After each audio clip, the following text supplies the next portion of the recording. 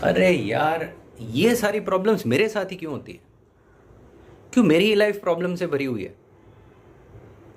ये बड़े बड़े लोग जो इस कंट्री में, इस वर्ल्ड में हैं, उनके साथ ये प्रॉब्लम्स क्यों नहीं होती है?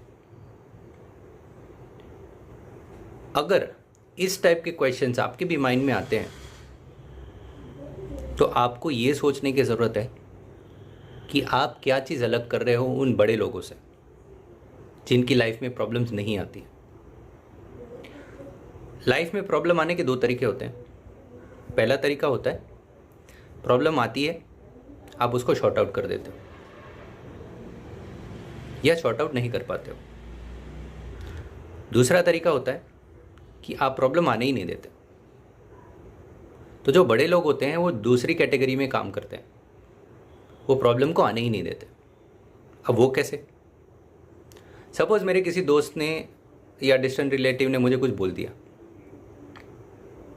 या जनरली हम लोगों में ऐसी टेंडेंसी होती है कि हमें कुछ बोल दिया तो हम क्या सोचते हैं, भाई मैं उसको देख लूँगा, मैं उसको बता दूंगा, टाइम आने पर मैं बोल दूंगा। तो हमारे माइंड में वही चीज़ें चलती रहती हैं,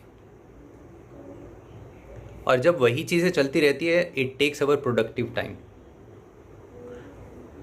उससे भी ज़्यादा खतरनाक चीज़ है कि हम उसको समझाने जा रहे हैं जो अगर समझता तो ऐसा बोलता ही नहीं, या अगर समझती तो ऐसा बोलती ही नहीं।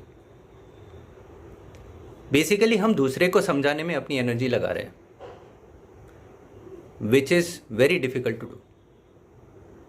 और जो बड़े लोग होते हैं वो खुद को समझाते हैं। बोला भाई जिसने जो बोला, जो मैं काम कर रहा हूँ या जो मैं काम कर रही हूँ एथिकली सही है, and I am doing my best, that's it. तो बड़े लोग प्रॉब्लम्स के आंसर्स देने नहीं जाते, they solve the problems, and this way they don't generate new problems.